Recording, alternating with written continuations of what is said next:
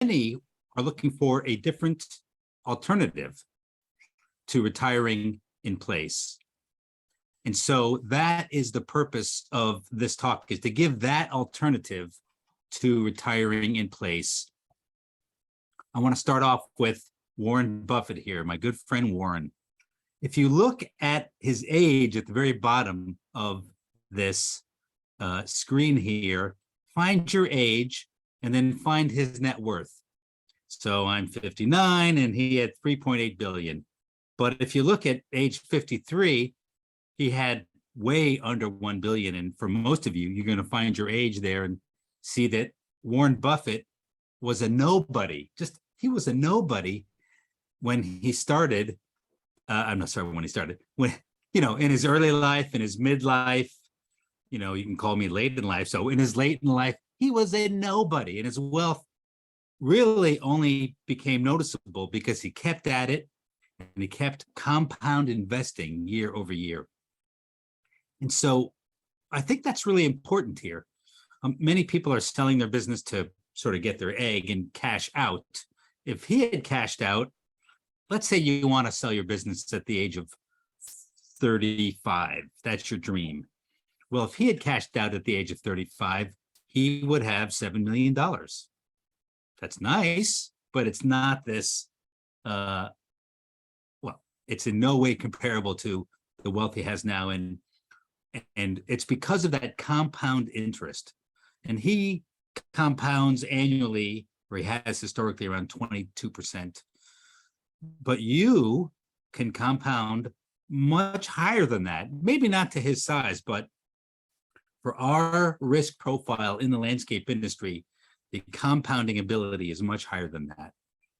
And so the agenda for today, we're going to do 45 minutes of presentation, plus or minus, maybe half an hour, might be an hour, but roughly 45 minutes.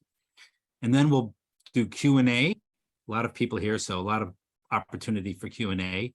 And then we'll do a breakout. We'll put you into groups and allow you to network with 5, 6 other people and share your takeaways, ask them questions. So to really apply what you're learning here, that's really, as anybody who's been to all my events, that's what it's all about, is learning and then applying immediately. And some of that happens through networking discussions. Okay. Why should you not sell right now? There's really a few different reasons. One, you may not want to, family legacy. You're already a second generation, or you want to create a multi-generation, or maybe you're a nursery and you have third, fourth, fifth generation. The second reason is you just love the landscape game. You like being in the business. You like doing what you're doing. You love it. Just like Warren Buffett loves his business game. You love the landscape game and you don't want to leave. The third reason is you don't have a compelling exit plan. And that's a big issue for many people who want to sell. I would advise you to read this book I have right here, Finish Big. It'll give you a lot of insight in planning ahead for exit planning. And lastly, you might not want to sell because you understand the value of compound investment, taking your money and reinvesting in your business over and over again. So people have different reasons that they're thinking of not selling. I'm going to give you 8 steps, if you will, to building a business that can run itself without you in the day-to-day. And I want to start with a proverb. I don't have the proverb number, but it is, where there is no vision, the people will perish. Most of you have heard that proverb before.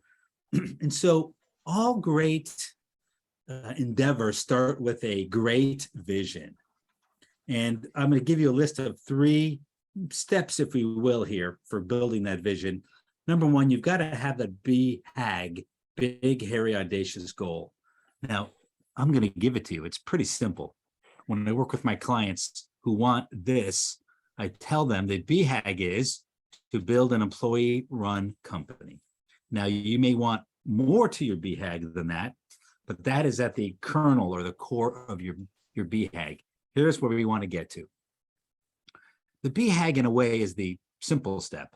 The next step is developing the 3-year vision. That is hard. In fact, I'm leading all my peer group members and coaching clients through this exercise.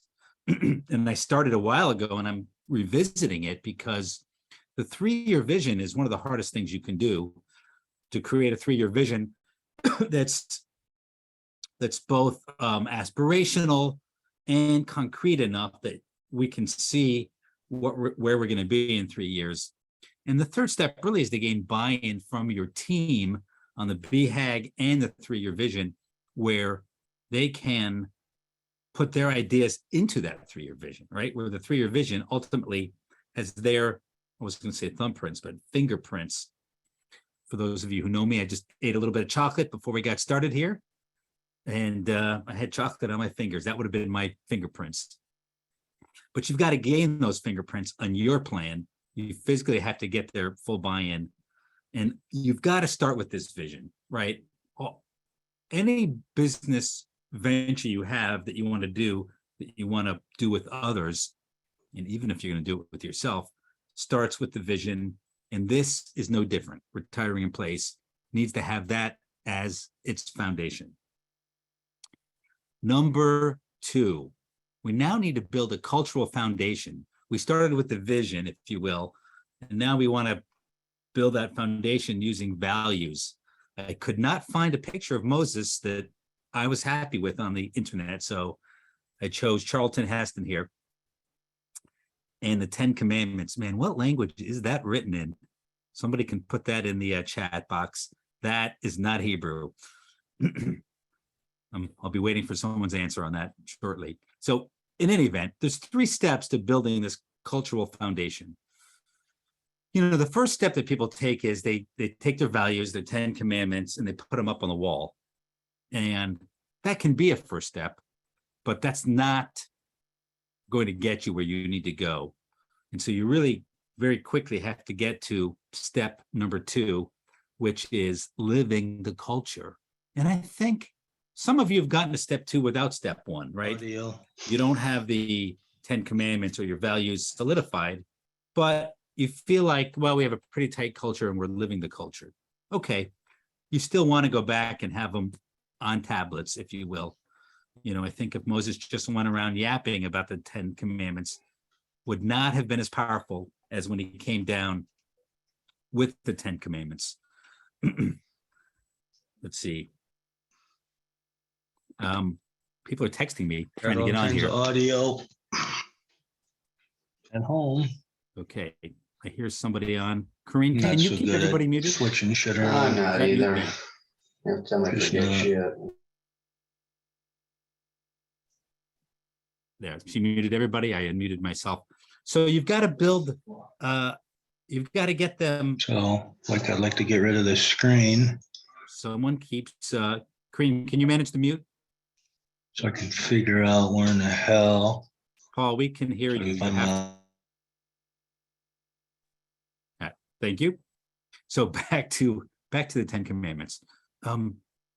You need people to not only buy into your 10 commandments, your values, but you need your team making decisions by them, as if we took the 10 commandments down every time we wanted to make a decision. And I think people do that actually in their life. And the 10 commandments are fairly, I don't want to say straightforward, but I guess we all have them so memorized or so beaten into us that we have a good understanding of what they are. You need to do the same with your values.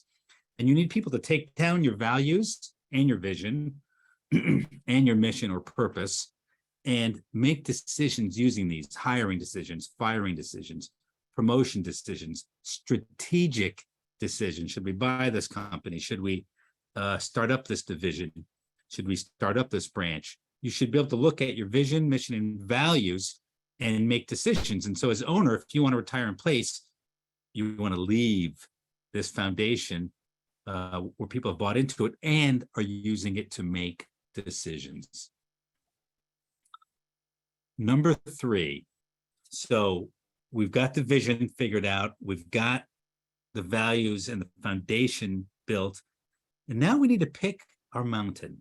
We've got to decide where we're playing this landscape game. And it's an issue that I just see all the time. It's always an issue that people aren't fully clear on what mountain they're on. And my own company, if you go way back, we had that same issue. I pulled up a photo of a landscape we built years and years ago where we weren't clear what mountain we were playing on. We weren't clear on where we could compete, be competitive, and win. And so we played what our marketing company called the mountain game. And we drew every mountain, just like you can see on the screen here. We drew every mountain that represented a niche where we were involved: irrigation, pools, landscaping, tree work, maintenance. And then we measured our market share. Where were we in terms of market share? And I could actually go to the pool permits and see how many permits we got versus competitors. And I knew exactly where we were. And I only looked for the gunite permit because there's fiberglass and other kinds of pools. And I just wanted to play on the gunite mountain, the shotcrete mountain, if you will. Back then it was mostly gunite. And we had about 5%. It's good. It wasn't the most by far. And so we realized, okay, we can't just be number 3, number 4. We weren't going to own the market, which I've written down here was one of the criterias in the pool market. And so we realized we had to create our own mountain. And so we combined pool and landscape, and we did this before anybody else had done this. Now it's Green. We have people in the waiting room. Now we have everybody doing pool and landscape. It's everybody and their grandmother is incorporating pools into their landscape company, or vice versa. But back then it was very novel. And of course we brought in maintenance and irrigation and tree, and we created our own mountain where we knew we would own that mountain. We would be king of that mountain. And so you need to pick your mountain where you're going to be king, where the mountain is defensible and easy for you not to get overtaken by some larger company, where you can be top in market share, number 1 or maybe number 2, as Jack Welch would say. You want to pick a mountain that you know could drive the economic growth of your enterprise, your whole business. And ideally, it's a uniquely valuable mountain, a mountain that is unique, right, where you own the market share, but also one that clients want. Got to marry those two. So if you can match these 4 criteria when you pick your mountain, now you're going somewhere. And so you've got your company super focused that allows for scaling, marketing, so many things to work so much better when you pick the right mountain. What we're reviewing here, by the way, I didn't say it up front, is not only going to help you retire in place, but also help you scale your business. They really aim in many ways towards that same goal, because setting up your company to run day to day on its own is going to allow it to scale. And so you don't have to retire to follow this strategy. Okay, so we've covered so far picking your mountain, getting the vision and values foundation set. Now we're talking about the super leadership team. This is something that I have been writing about for many years now, at least a few solid years, 3, 4, 5 years. And to retire in place, you need that super leadership team times 2. I spoke about this during the summit, that you have to go down 3 levels in your company where you have a super leadership team. And that's what I mean, that it needs to be times 2. And let me explain. So many of you start off with a second in command, right? You're number 2, the person at your elbow. That person's name might be Dale Dreyer, who starts off as a foreman and works their way up to be general manager. It might be an office person who's at your elbow. Might be 2 people at your elbows. And you've got to develop them into a leadership team, a super team of A players. If you've got 3 A's and a B or 2 A's and 2 B's, you'll always sink down to that lowest common denominator. And with the wrong mix of people, you tend to get distracted internally by drama, and you're not really focused on your clients in the market. The key, though, is to do this times two. And what I mean by that is you want each of your direct reports to have their own super leadership team, to have their own inner circle of A players at their elbows, so that they aren't sucked down into the minutia of their department, so they can focus full steam ahead and be running at a sprint. And that's the kind of resiliency. You could call it redundancy, but that's sort of a negative word, although it has a hint of redundancy. I would really call it building depth on your team. People say building your bench, but that's a generic term. I really want to see a leadership pyramid from you to your team and down to that next level. And that's going to create new leaders that will help you scale as well. So this is not a passive strategy, but it's a very active strategy. And so that's number 4. Now we're going to get into some deeper strategy here. I want you to simplify your services. We might get done here under 45 minutes, which is fine. I want to open up for questions here. And so, and if you've come late, you'll get the recording to this webinar. I want you to simplify your services. The law of complexity, I put it right here, says that every variable compounds the degree of complexity. And you can see this mathematically. I put on the screen here, if you have 3 variables, 1, 2, 3, you'll find that you can reorder them in 6 different combinations: 1, 2, 3, 1, 3, 2, 1, 3, 2, 1, 3, 1, 2, and there might be 1 or 2 more, and you get 6 combinations.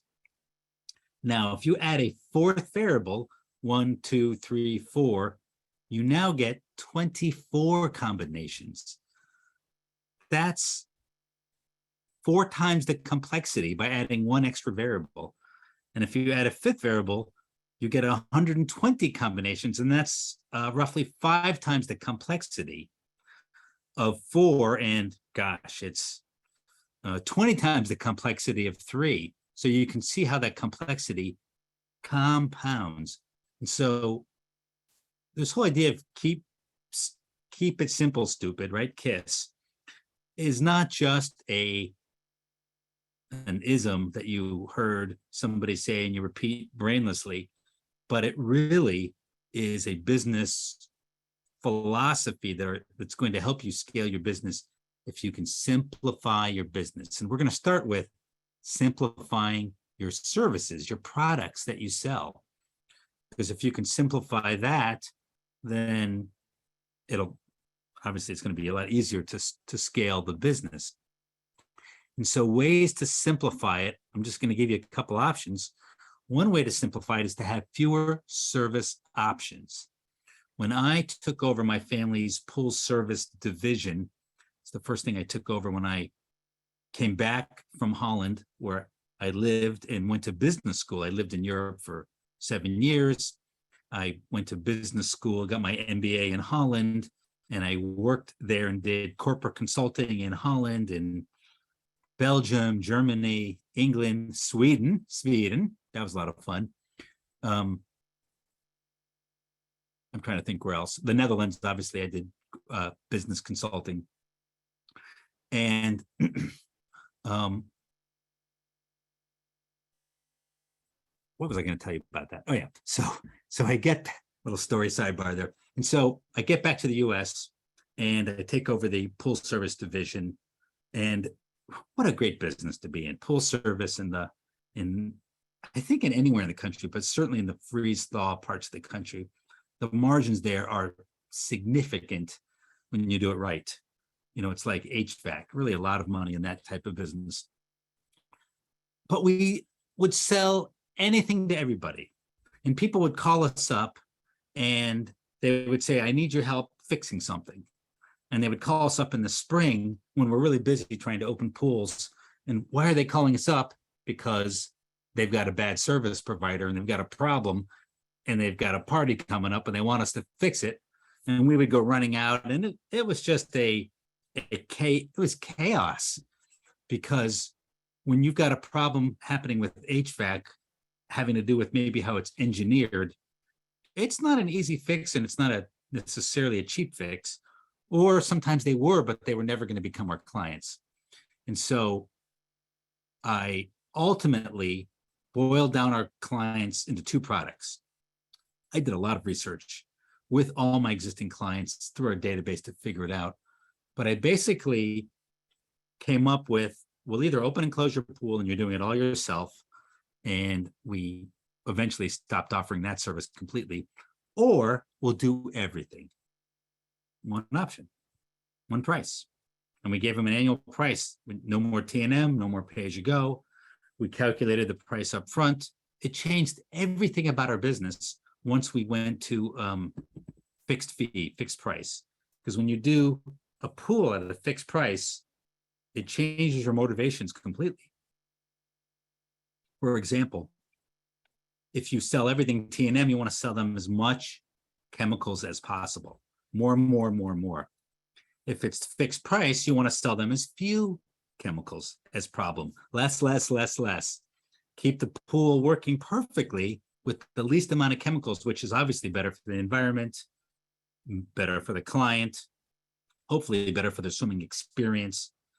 In the past, when we sold T&M, we would bill them for everything, and it really pissed them off.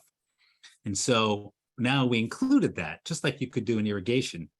We include all the small things in one big bill instead of a lot of little bills. So in any event, that's how we greatly simplified our service options.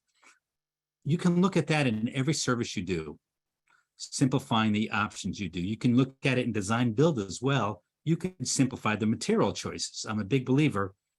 Get your plant palette down, get your material choice down. It doesn't mean every year you can't have some fun, introduce one or two new things and take a couple things out of your plant palette. But any great designer, I mean, you look at the great designs in landscape around the world, and they may have 5 or 6 plants in some huge property design. And so it doesn't limit the creativity in design build. In fact, it demands creativity. Creativity is based on constraints, right? What do they say?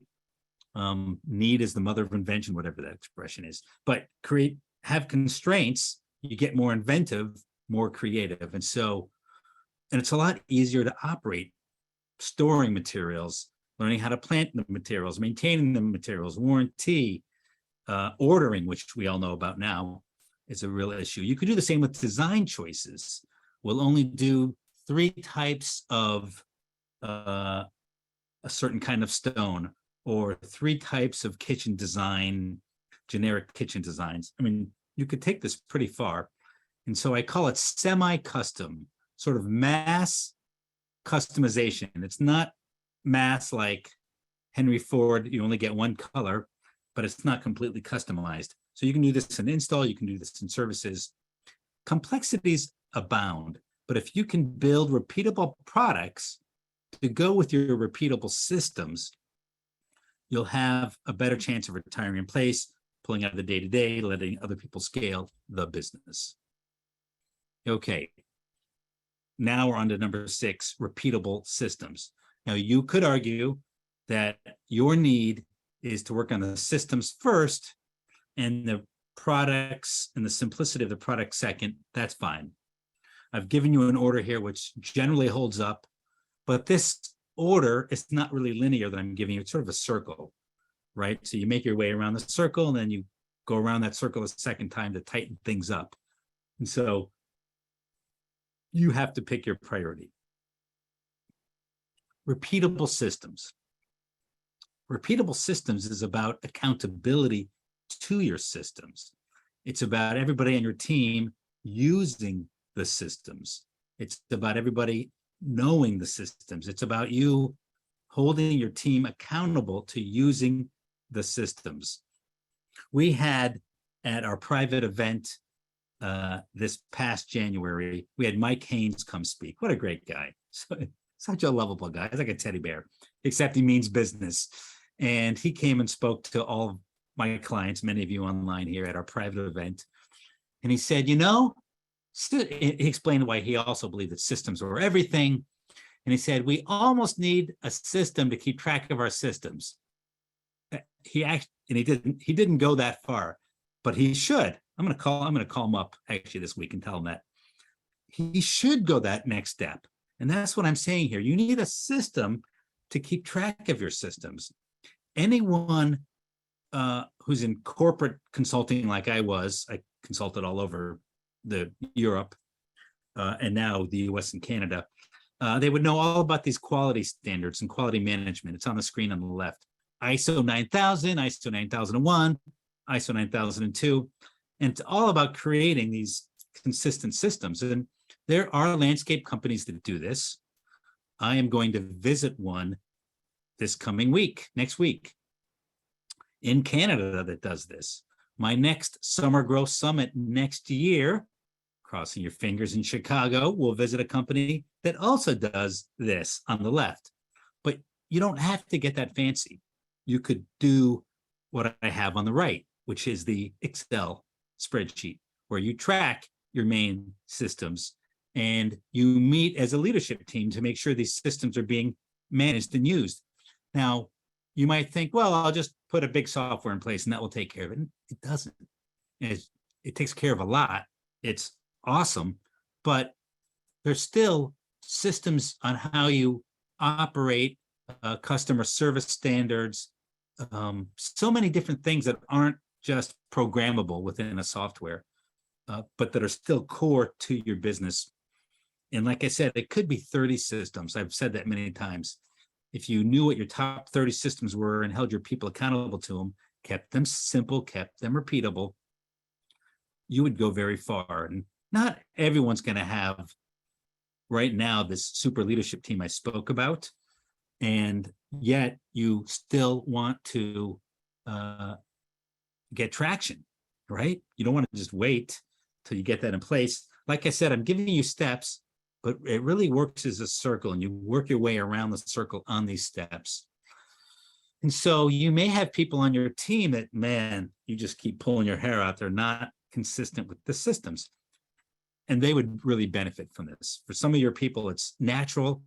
And for others, they need that accountability.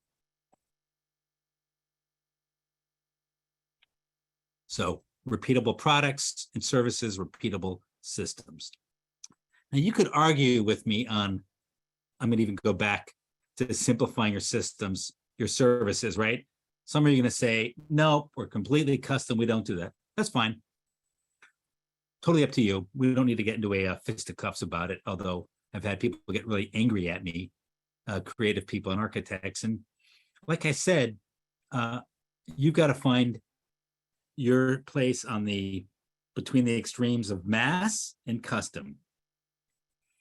And like I said, if you travel the world and see all the great designs out there, you'll see that sometimes it's just a few plan choices that have great impact from a design perspective. So we'll continue that debate at some other time. Number 7, make a habit of winning. To retire in place and to build a profitable, scalable business, your team needs the habit of winning. And so that means not just managing by the numbers and gamifying your business, but really doing it in a way where your team is winning and has the habit of winning. Anybody who knows me well knows I'm a Red Sox fan. I grew up hating the Yankees. And of course, we finally got our retribution and broke the curse. But when I was young, I just hated it because the Yankees could be behind in the game, and Derek Jeter, bless his soul, gets on base, and he just has this look in his eye like, we know how to win. We're used to winning. We're going to come back and win And in that game, he did. When a team has that habit of winning, they know how to come from behind and win. So your job is to build this habit of winning into your team. And it really requires three things here. You've got to make the rules simple for them. All right, what's the game we're playing? Whether they're a foreman in install or maintenance or lawn care or tree, right? Well, how do we define a win every day, every week, every month? And let's keep it simple and keep it clear for me. So when I wake up in the morning, I know what the game is and I know what it takes to win. And then you have to give them feedback that's timely and believable. Here's the data, you get it back every day. We're meeting on Monday. Here's how you did for last week. Very timely. And the numbers have to be believable. You can't have too many uh-ohs, like, oh, that's not right. That's not right. They've got to believe in it. Just like you're playing baseball and you look up at the scoreboard and there it is. You can't deny it. And lastly, they have to feel like they can influence the score and achieve the win. It can't be always a stretch goal that we're never going to get to, or it can't be a habit of losing where we're never winning, right?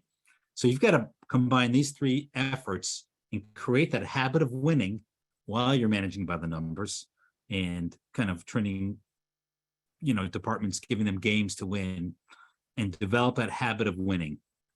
And lastly, you've got to share in these wins. You want to retire in place.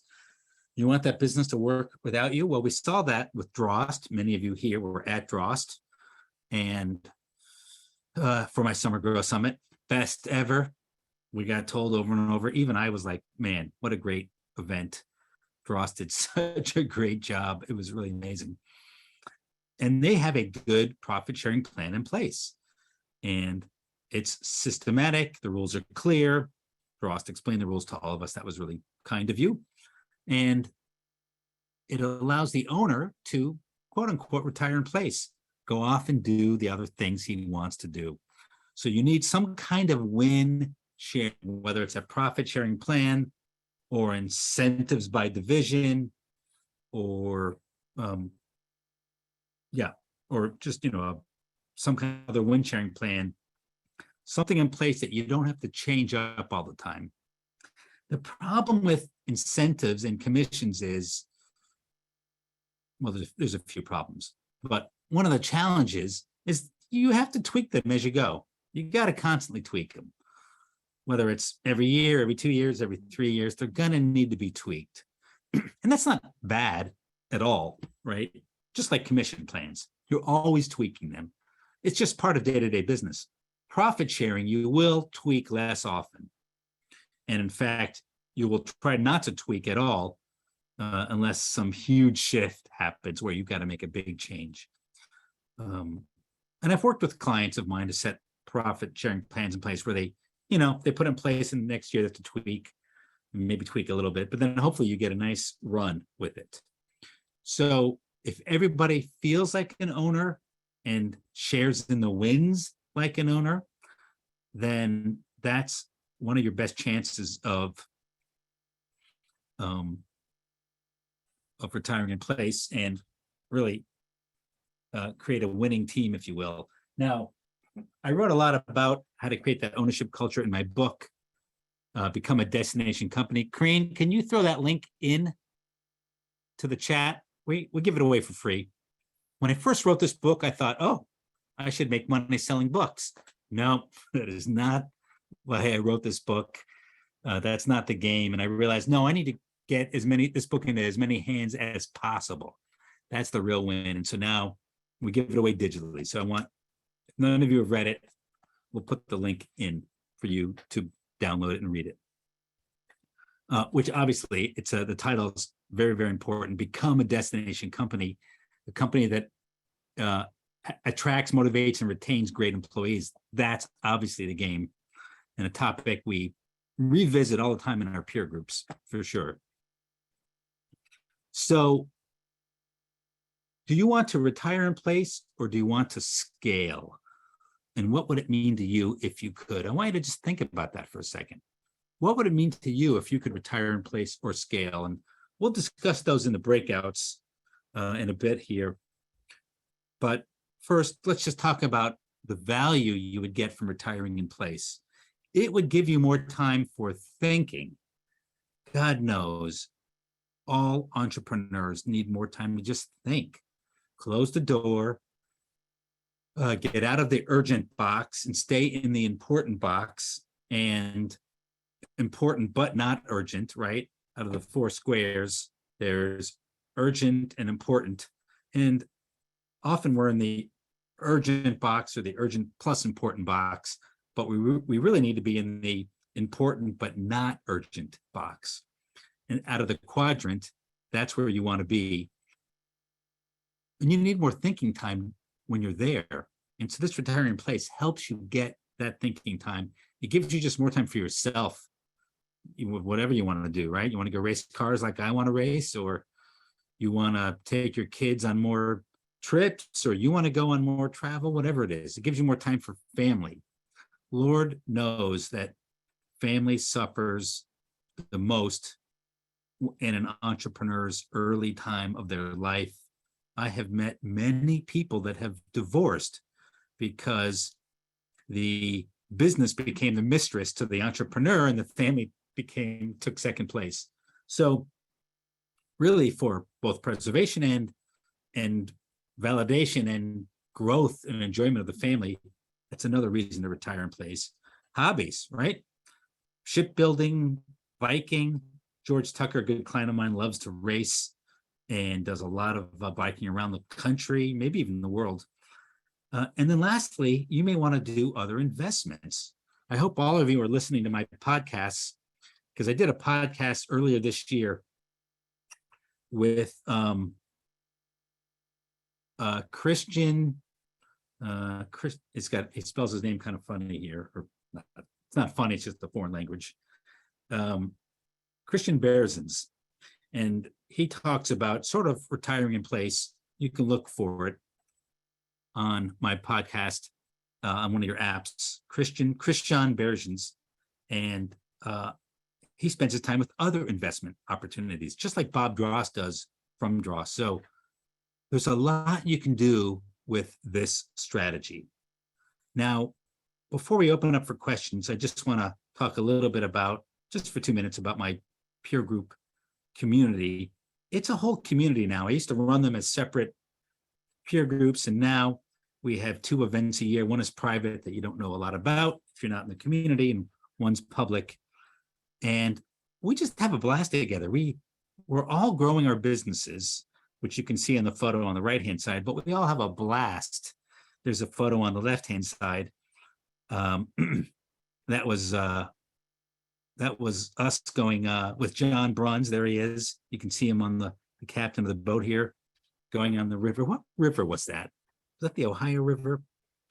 We were in the middle of nowhere there, an hour from Cincinnati. John let me drive the boat, almost a mistake, but everything turned out okay. And we had a blast. So obviously, work hard, play hard, grow your free time, grow the value of your business, grow your ability to just have comfort in making strategic decisions, quick decisions with the community behind you. It really does change your life. And so if you ever want to learn about that, you can email me, you can ask people in the breakout. And so now what I'd like to do is go to Q&A, and just for, I think I'll stop the share here. I think that will allow us to allow me to manage what we have going on here. And so I would say, raise your hand. There's a link on your Zoom where you can click that, raise your hand, and it'll sort of spring you to the top of my list here. And when you do that, I can call on you and I'll bring you up online, and we'll do the Q&A. Now, I know you have a lot of questions, and so you might be a little bit shy about asking them. And so maybe I'll call on a few people here if I have to, just to sort of get the ball rolling. Let's see, I see Almora there. Almora, do you have a question? Or you want to just come online here? Hi, Jeffrey. No, I really appreciate this recap of what we've heard from you and Drost.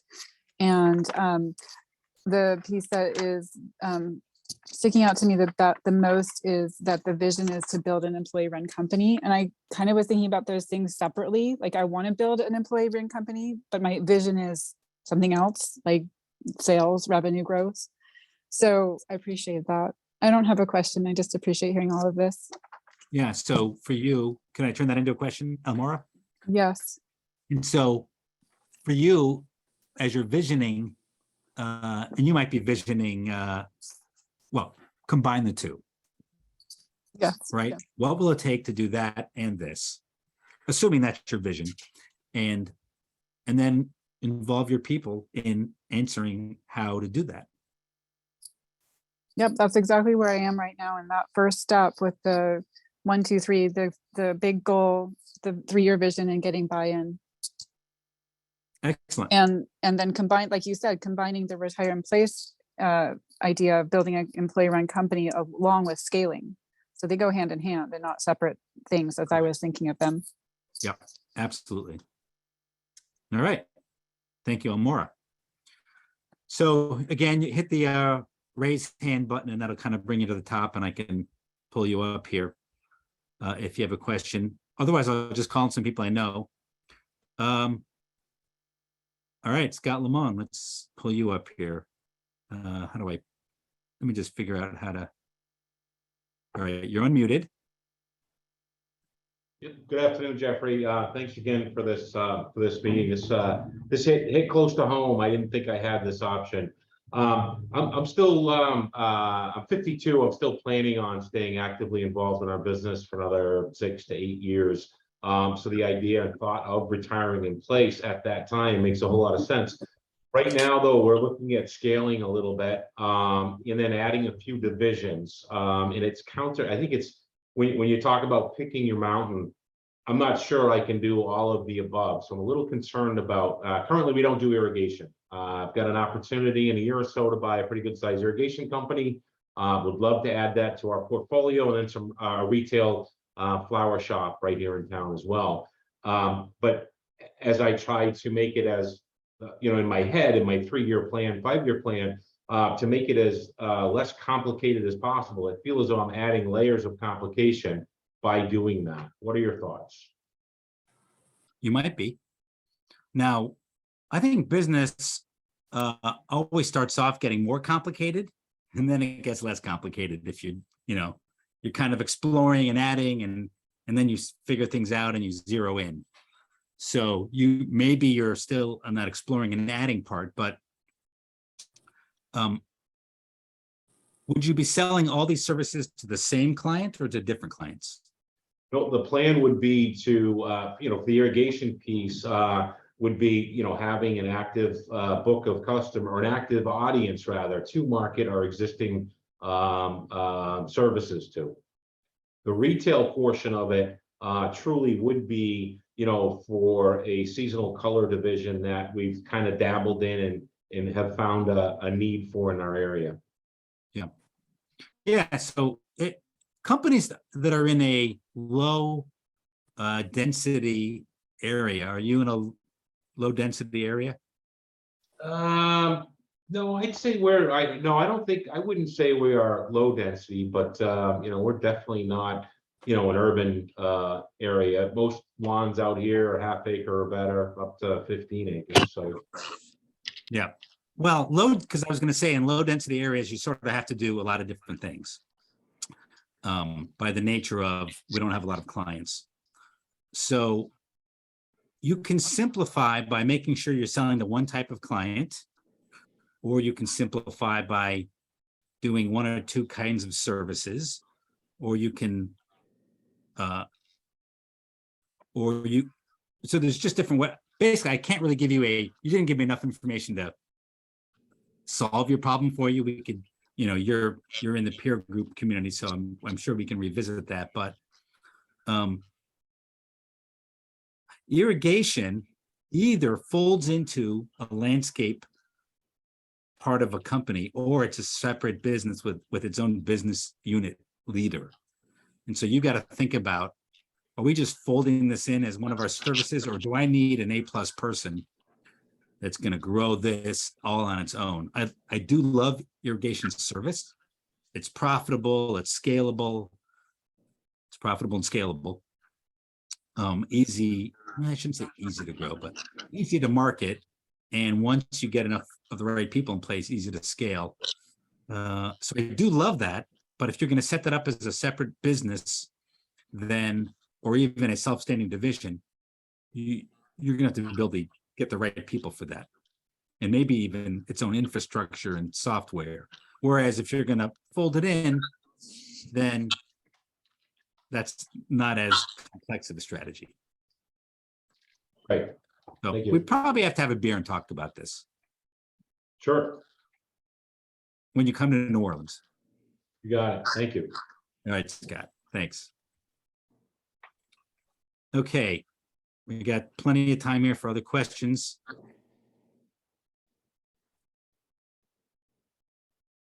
Plenty of time here. I can, of course, call on a few people while we're waiting. I'm going down the A's. Jeff, I have a quick question. Who's that? Bill Knowles out in Boston. Oh, hey, Bill, let me pull you up on screen here. Go ahead. Hey, I'm kind of I'm at the age, I'm 66. I've been kind of semi-retired in my business. I'm kind of doing a little bit what you're talking about here. We got a pretty good team in place, but not all the way. But the one thing I always ponder is, okay, there's going to be a point where I may want to not be part of the business. That's where I have a little confusion. Now I got to transition out of it and have key players in place. What's some ideas for that? Whether transfer ownership to my key employees, or that's what I'm considering. How big is the business? We're only 7 employees. Okay, that's not We're big. We're about $1 million a year lighting company. Oh, I love lighting. Okay, so would you transition it to one person or a team?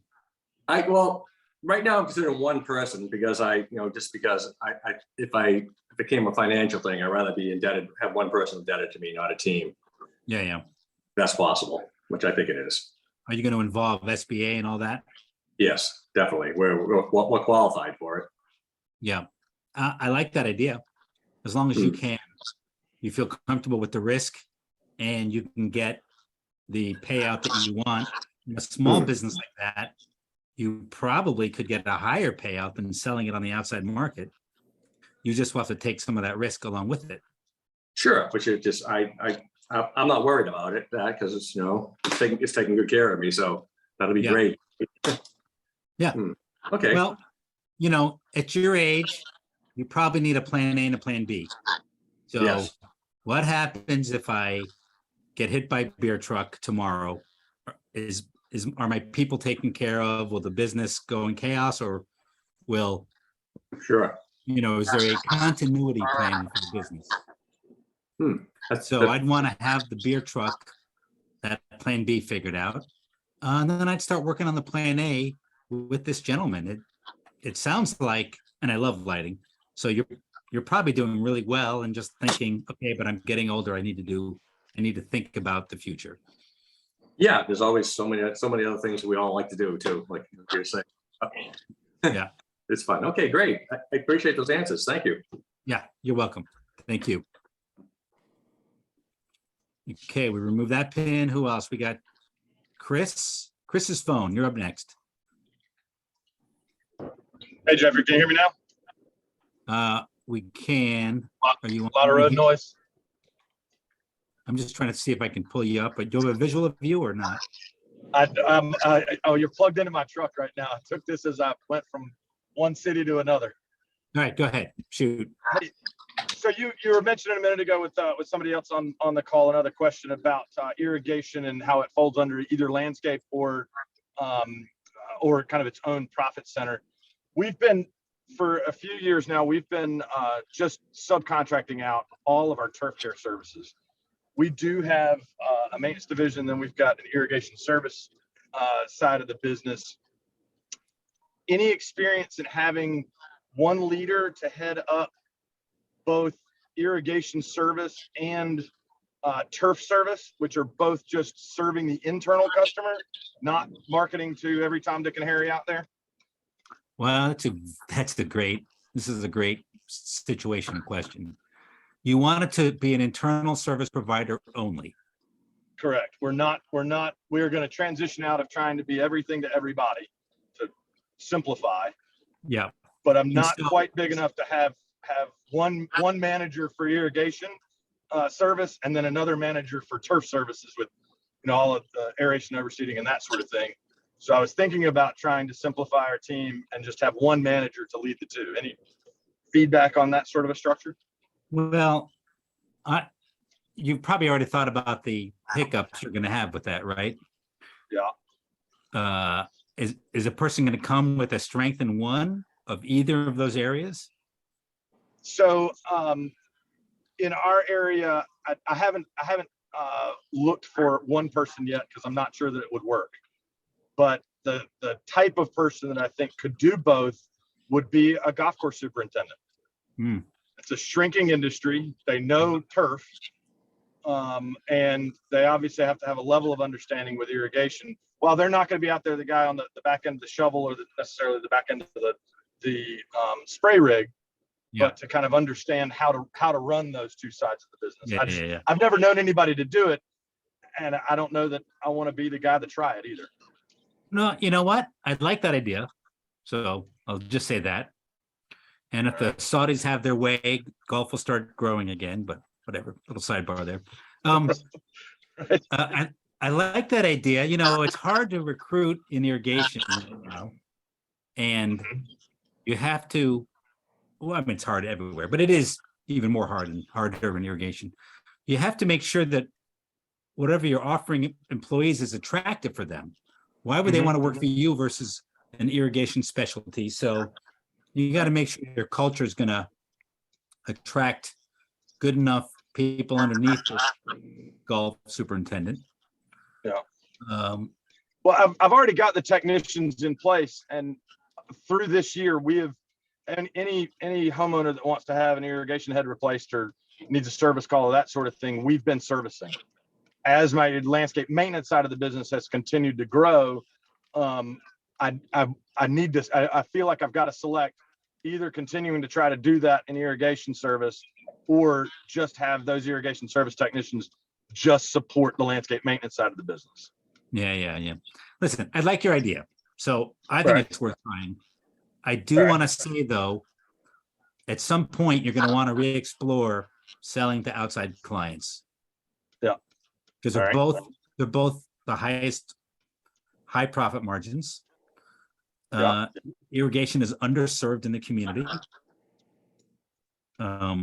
Maybe not lawn care, but they're both high profit. So I think, I wouldn't slam the door behind you, but I do like your concept of how you'd move forward. All right. Thank you. Yeah, you're welcome. All right, Ben Holmes, you're next on our list.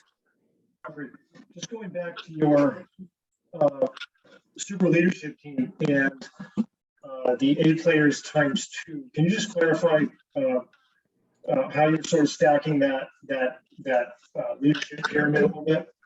Yeah. So let's say your team has a sales manager, production manager, finance manager, and an HR person, HR lead, right?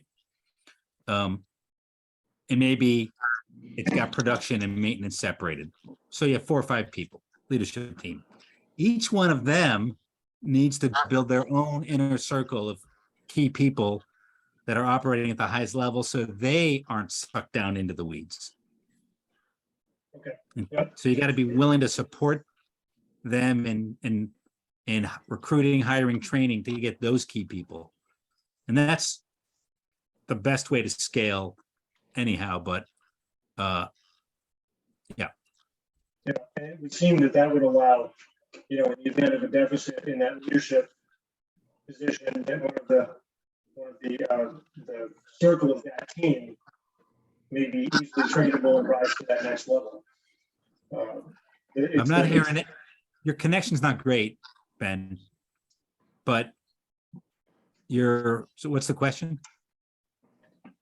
It would seem that one of those lower circle people would be able to rise to the leadership position if that leader was no longer with the company. So that's a safety net of sorts.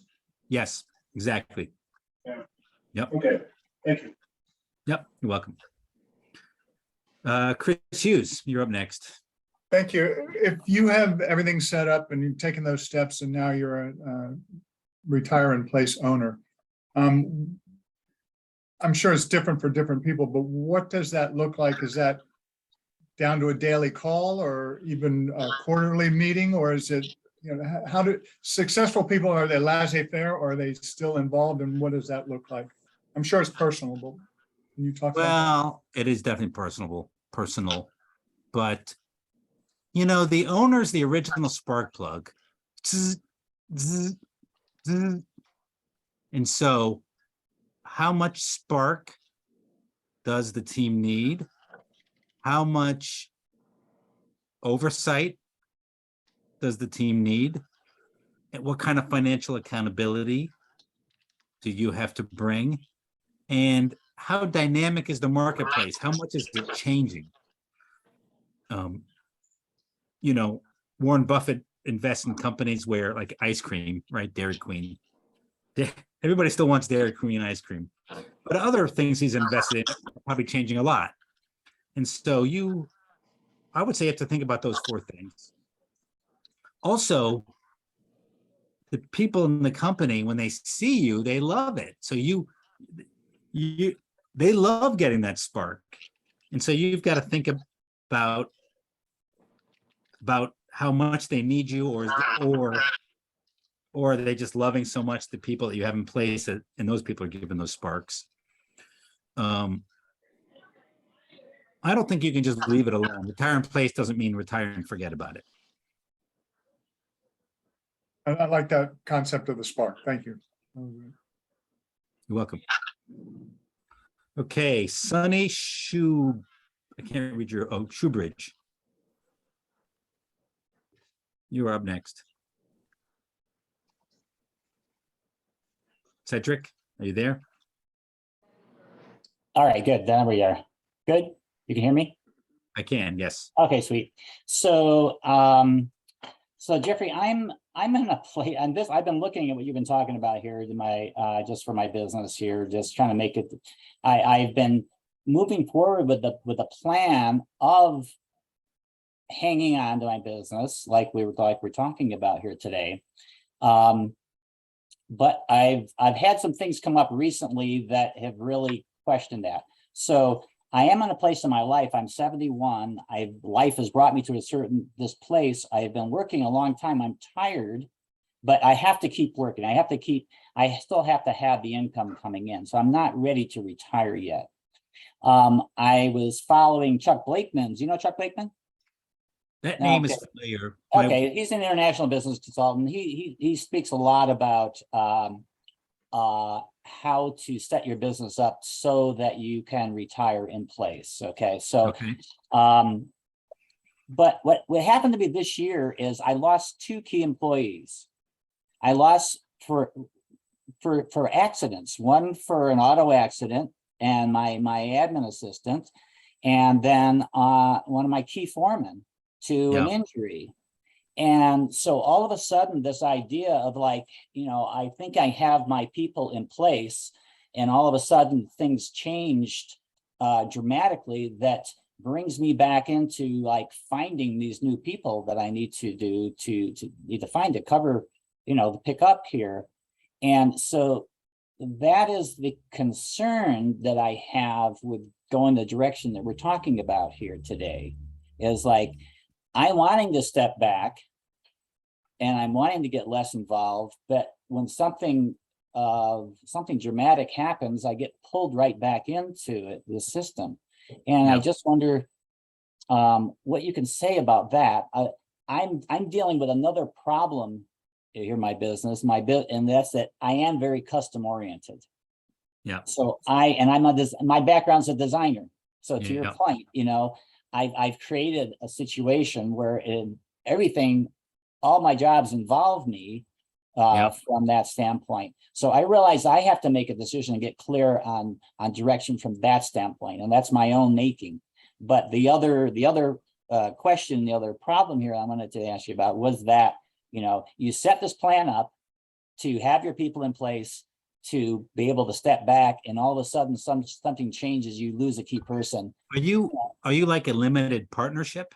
No, I'm not. No, just, I'm an LLC with an S, it files as an S corp, so no. Are I'm you just- design build? Yeah, design build, yeah.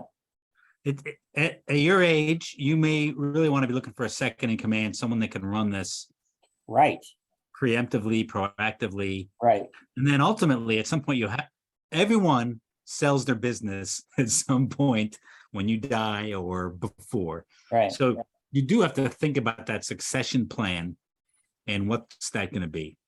So I think you've got to deal with the short-term urgent and, hey, what is my succession plan? Mm-hmm. Yeah, all right. All right, we'll be talking some more. I'll be seeing you some more. All right, excellent. Yeah, thanks. So thank you very much, Cedric. We're now going to put everyone into breakouts, Kareen, in about 30 seconds. We're going to put you into groups of 7. And this is great networking. You're going to love this for those that stick around. Half an hour. Share your vision for retiring in place in the group. Introduce yourself in the group. Share your vision, and then put a question to the group. If there's something you're struggling with that you didn't want to share here publicly, but you can ask their advice. So Kareen, go ahead and put people into these breakouts. Thank you very much for attending.